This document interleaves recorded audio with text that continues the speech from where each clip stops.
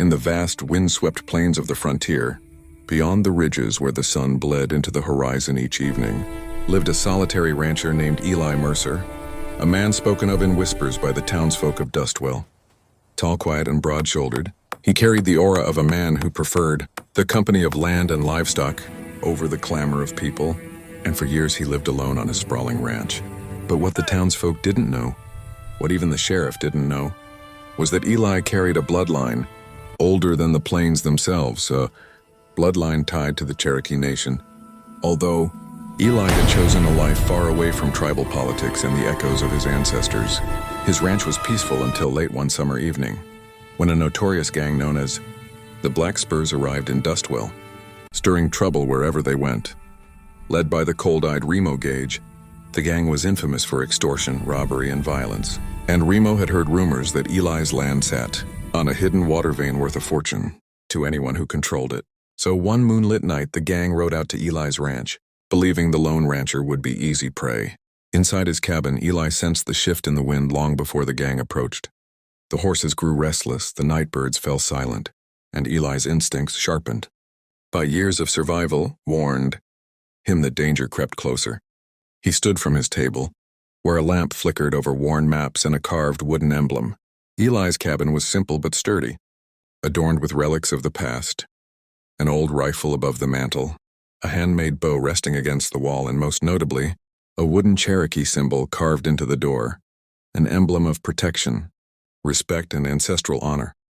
When the Black Spurs finally thundered toward the ranch, their torches glowing like hungry fireflies, Remo smirked, believing the night belonged to him. "Kick it in," he ordered, but when the first outlaw reached, Eli's door and the flames exposed the carved Cherokee Mark. He froze mid-strike. The others halted, confused by the sudden fear spreading across their leader's face. Remo stepped forward, eyes narrowing as he recognized the symbol he'd hoped never to encounter. It was the mark of the Red Oak clan, one of the Cherokee's most respected, and formidable ancestral lines. Stories told around campfires spoke of fearless warriors from that clan, men who could track through storms and vanish into forests like spirits. Rumor had it that only blood descendants were allowed to display the mark, and only with permission from the Cherokee Council.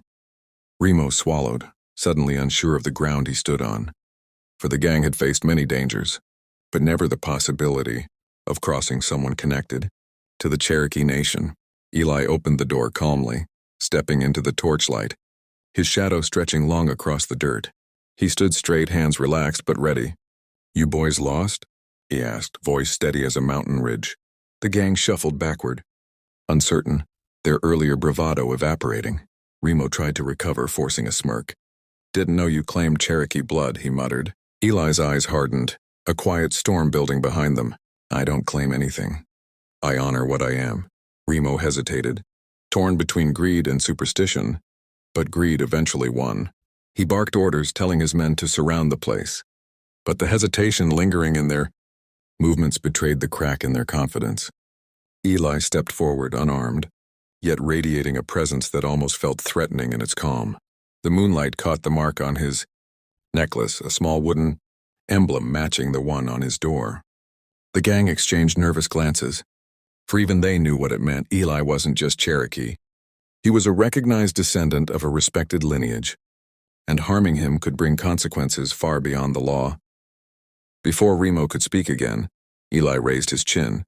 "Leave now, and no blood will stain this land tonight." His words, quiet yet powerful, rolled across the night like a warning carried by the wind. But Remo, stubborn and fueled by pride, lifted his revolver, just as a sharp whistle cut through the air. Arrows flew from the darkness, landing in the dirt near the gang's feet with pinpoint precision. Shadows emerged near the tree line, silent, watching, unmoving. The Black Spurs panicked, stumbling backward, unsure how many watchers hid in the darkness. Remo's face drained of color. He didn't know if they were real Cherokee warriors or simply the ghosts of legends returning to protect their own, but he wasn't willing to find out. "Mount up!" he shouted, scrambling toward his horse. In seconds, the Black Spurs galloped away into the night, leaving dust clouds and fear behind them. When the last hoofbeat faded, Eli exhaled slowly. The shadows near the trees stepped forward, not warriors, but 3 Cherokee elders, who had traveled far after hearing whispers of the Black Spurs' intentions. They had come not to fight but to ensure that the mark remained respected. The eldest spoke softly. "Your father would be proud, Eli Mercer. You carry the honor well." Eli bowed his head in gratitude. Though he had lived away from his people, the bond was never broken. As dawn touched the plains, Eli watched the elders depart, feeling a renewed sense of belonging, strength, and identity. But the threat wasn't gone. Remo and his gang would return. Their greed wouldn't allow them to walk away quietly. In the next days, Eli prepared, not just for a fight but for a reckoning. He repaired fences, gathered supplies, and fortified the ranch, all while the land whispered warnings on the breeze. The night the gang returned, they came with more men, more guns, and far more rage.